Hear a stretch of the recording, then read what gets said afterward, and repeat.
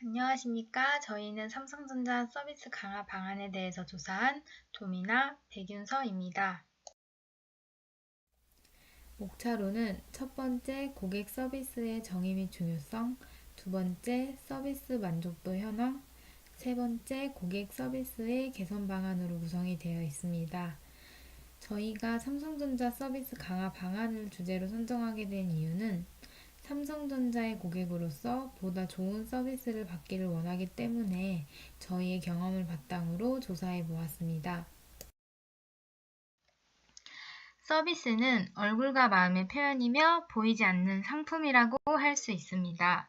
고객의 시중을 들어주고 자신의 노력을 남을 위해 희생한다는 의미를 가지고 있으며, 즉 서비스는 시장에서 판매되는 무형의 제품이라고 할 수 있습니다.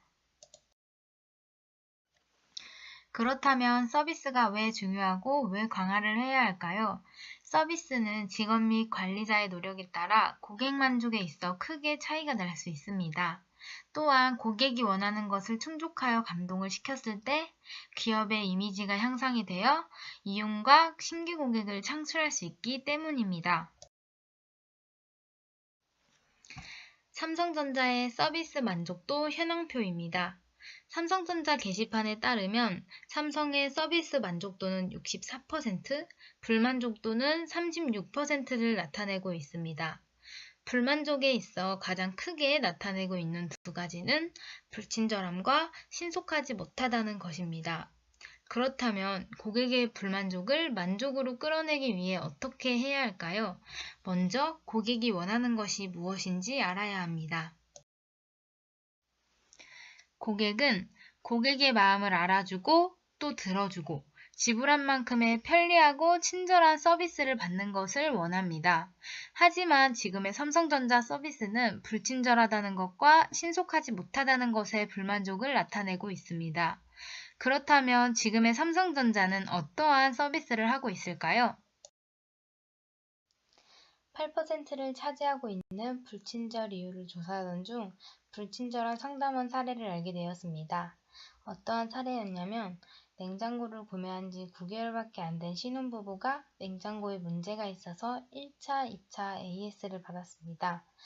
이후에도 문제가 해결되지 않아서 상담사에게 왜 1년도 되지 않은 제품이 고장이 났느냐라며 문의를 하였는데, 상담사는 자연현상입니다. 저희가 해드릴 수 있는 것은 없습니다. 라는 말만 되풀이하였고, 고객의 계속되는 불만에 상담사는 고객님과 말이 통하지 않으니 이만 끊겠습니다 하며 전화를 끊어버렸다고 합니다. 고객의 입장이 되어 생각해보니 나를 상담했던 상담사가 이와 같이 행동을 하였다면 정말 기가 막히고 짜증날 것 같다는 생각이 들었습니다. 또한 삼성전자의 서비스의 문제점은 신속하게 처리를 못했다는 점과 불친절하게 고객을 응대했다는 점입니다. 앞서 설명드린 것과 같은 고객의 불만족을 해결하기 위한 방안을 조사해보다가 서비스 만족도가 높은 두 개의 기업을 알게 되었습니다.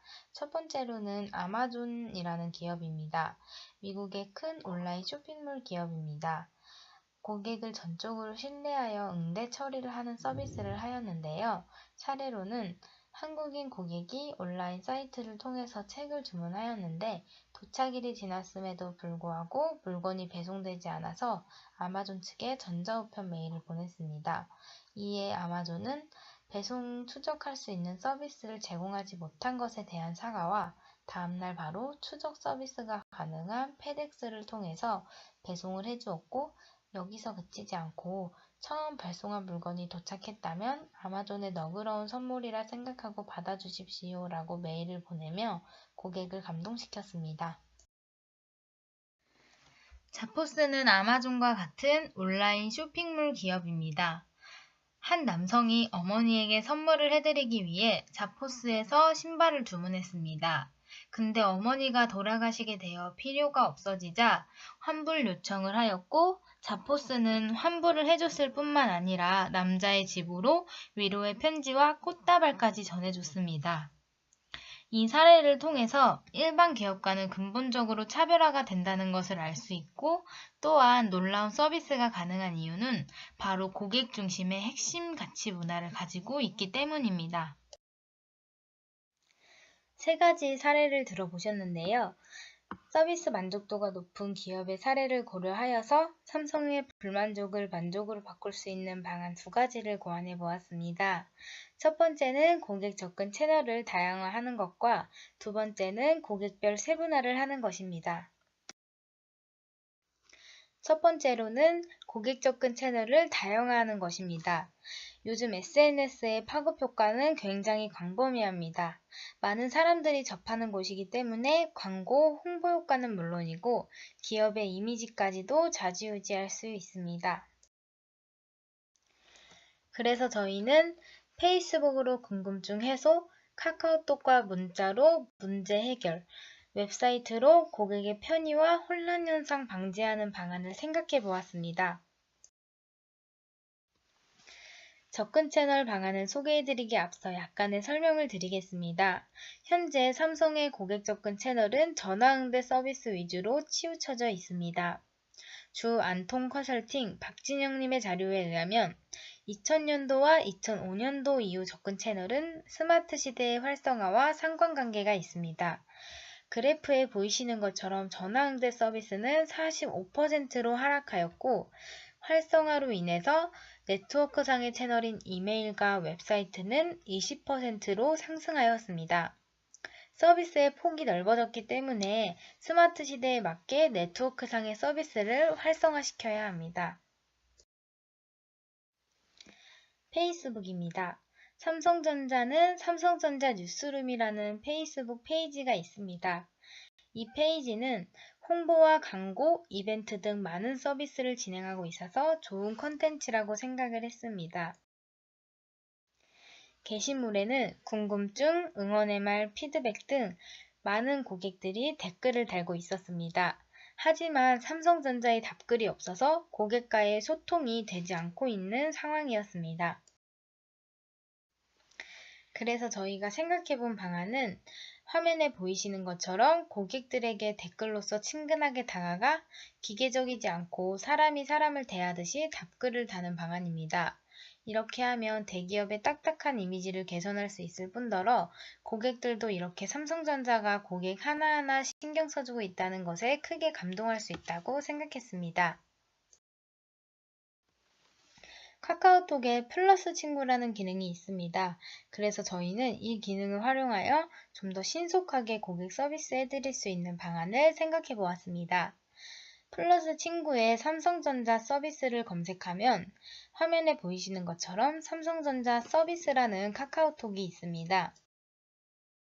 이 화면은 삼성전자 서비스를 친구 추가하였을 때 화면입니다. 질문은 할 수 없게 되어 있고 소식과 정보만 받아볼 수 있습니다. 또한 홈에 들어가서 보니 소식과 정보에는 서비스 센터 번호와 홈페이지 주소만 나와 있었습니다.